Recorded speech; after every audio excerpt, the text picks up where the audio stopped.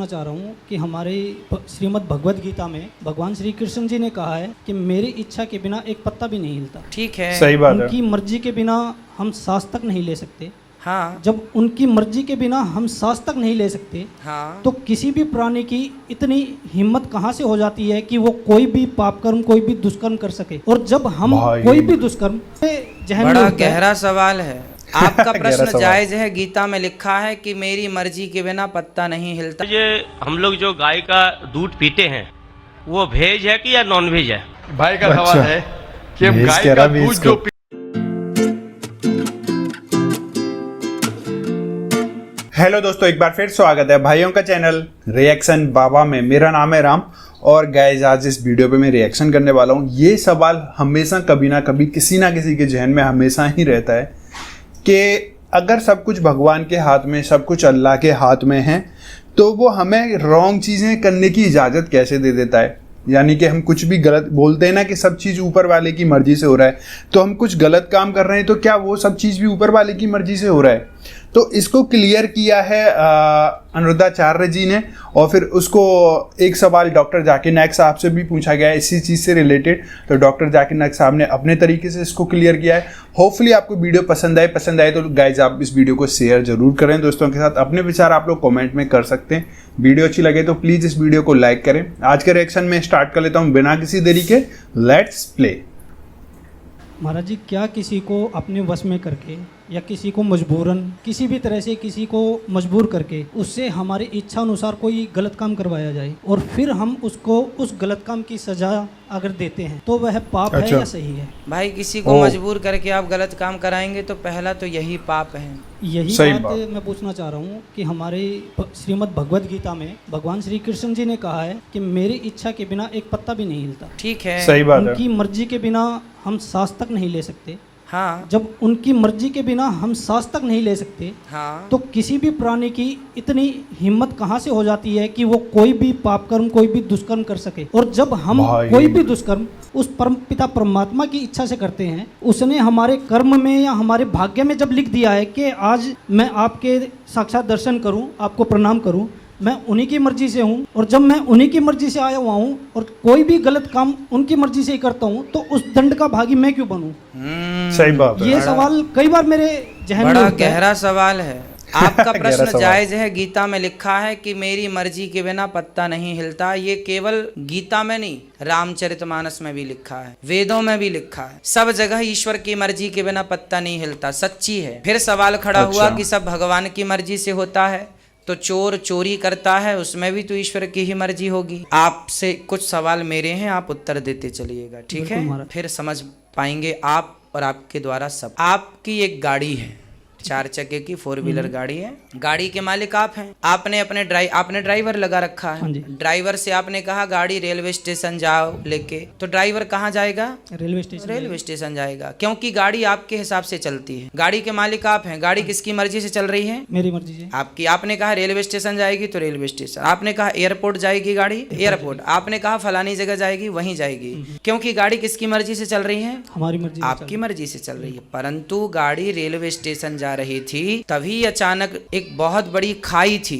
और ड्राइवर ने ध्यान नहीं दिया और गाड़ी खाई में गिर गई। तो बताइए, ओ क्या भाई। गाड़ी खाई में गिर गई तो उसके जिम्मेदार आप हैं? क्योंकि गाड़ी तो आपकी नहीं। मर्जी से चलती थी, तो खाई में गिरी है तो आपकी मर्जी से गिरी होगी इसका जिम्मेदार ना तो मैं खुद को समझूंगा और ना उस ड्राइवर को समझूंगा महाराज। ना, क्योंकि नहीं, ना तो मैं ये चाहूंगा कि मेरी गाड़ी उस खाई में जा गिरे सुनिए सुनिए और ना वो ड्राइवर चाहेगा जी सुनिए कि सुनिए। ड्राइवर के पास एक्सीलेटर ब्रेक दोनों होता है, बिल्कुल होता है। ठीक है? जो कंट्रोलिंग करना जानता है एक्चुअली में ड्राइवर वही है। जिसके हाथ में कंट्रोलिंग नहीं है वो ड्राइवर ही नहीं है, ठीक है? इसलिए गाड़ी गड्ढे पर गिरी, खाई पर गिरी तो जिम्मेदार आप नहीं हैं, भले आप उसके मालिक हैं। गाड़ी आपकी मर्जी से चलती थी, ठीक है? पर गड्ढे में गिरी तो आपकी मर्जी नहीं थी, आपकी मर्जी नहीं थी, ड्राइवर की भी मर्जी नहीं थी, पर ड्राइवर की गलती है। मर्जी तो नहीं है ड्राइवर की, महाराज जी, परंतु गलती है। मेरा क्वेश्चन है, जो नया मस्जिद बन रहा है और कब्रिस्तान है और ईदगाह है, उसमें मेरा मन हुआ है जो हम इसमें जमीन या पैसा रुपया दें, मेरा मन चाहता है। लेकिन उन लोग बोलते हैं जो हम लोग गैर मुसलमान से कोई चीज नहीं लेते हैं। क्यों? अच्छा, ऐसा इस्लाम में भी होता लिखा है? हुआ है आदमी आदमी को प्यार करो। भाई का सवाल सही बात है है। कि वो चाहते हैं कि मस्जिद बनाने के लिए अपनी ज़मीन दे ईदगाह के लिए, और मुसलमान कहते हैं कि हम गैर मुसलमान की मदद नहीं लेते। क्यों? क्या इंसान भाई नहीं है? भाई साहब, गैर मुसलमान की मदद लेना इस्लाम में हराम नहीं है, लेकिन सही बात कुछ है। शराइत है कुछ चीज़ों के लिए। मिसाल के तौर पे मस्जिद बनाने के लिए कुछ शर्त है। मस्जिद बनाने के लिए एक मुसलमान अपनी ज़कात का पैसा भी नहीं दे सकता है। ज़कात एक मुसलमान के लिए फ़र्ज है कि वो 2.5% अपनी बचत का, हर कमरी साल वो 2.5% अपनी बचत का जो निसाब के ऊपर है, 85 ग्राम सोने के ऊपर है, उसे ज़कात देना चाहिए।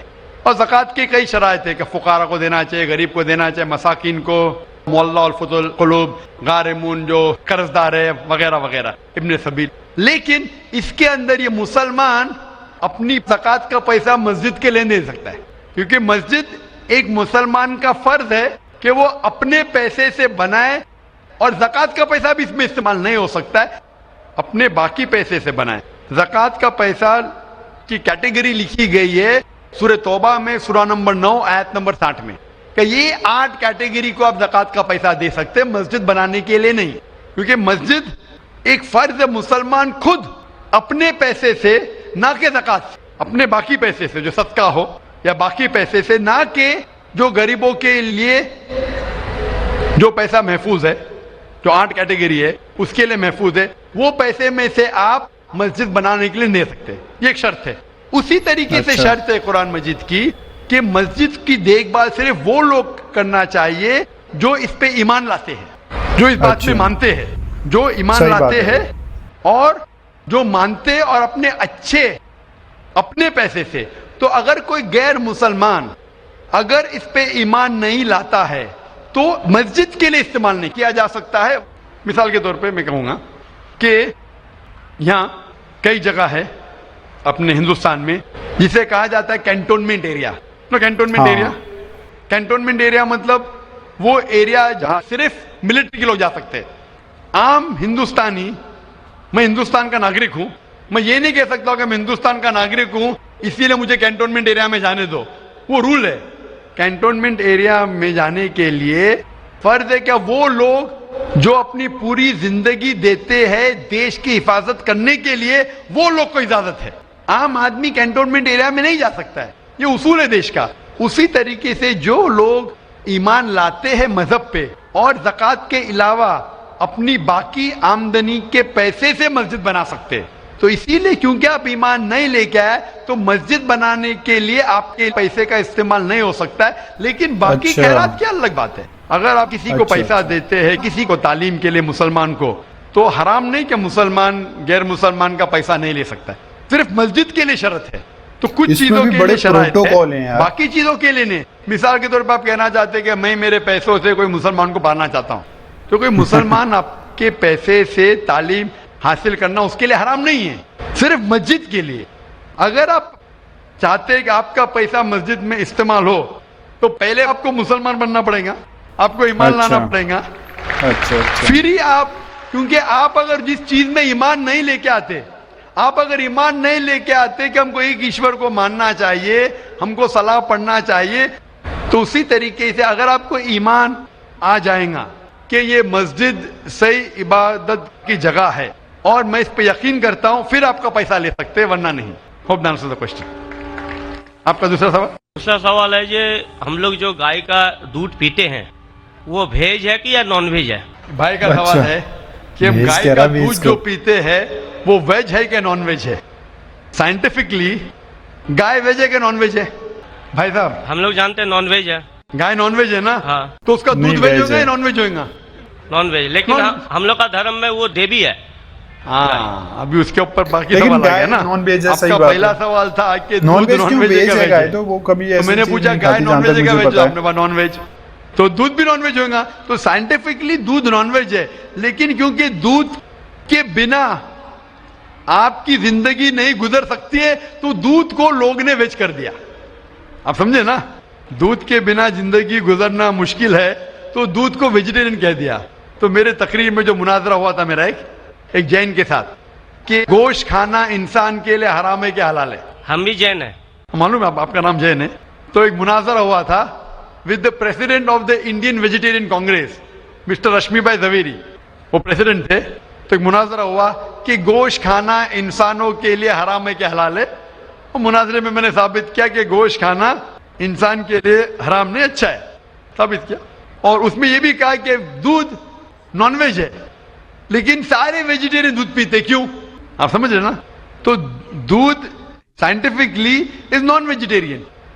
आपने कहा क्या है, हमारी देवी है। आप अगर पढ़ेंगे, जैसा मैंने कहा कि न तस्य प्रतिमास्ति, उस ईश्वर की कोई प्रतिमा नहीं, कोई अक्स नहीं। आप समझे ना? कोई अक्स नहीं, कोई पिक्चर नहीं, कोई पेंटिंग नहीं, कोई फोटोग्राफ नहीं। तो ये वेद के मुताबिक ये गलत हो जाता है।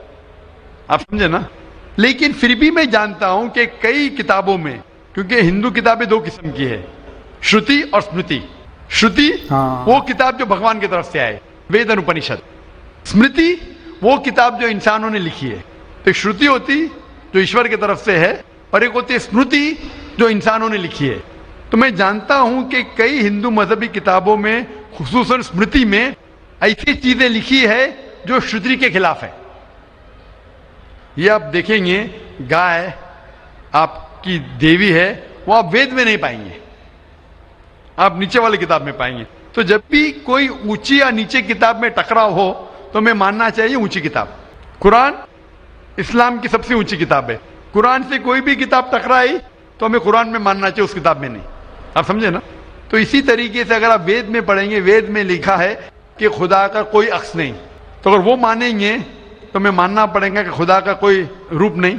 तो ये कहना कि गाय देवी है, ये कई पंडित कहते हैं कि हम जानते हैं कि खुदा एक है, हम जानते हैं ईश्वर एक है, लेकिन हमें कंसंट्रेशन के लिए हमें बहुत बार मूर्ति का सहारा लेना पड़ता है।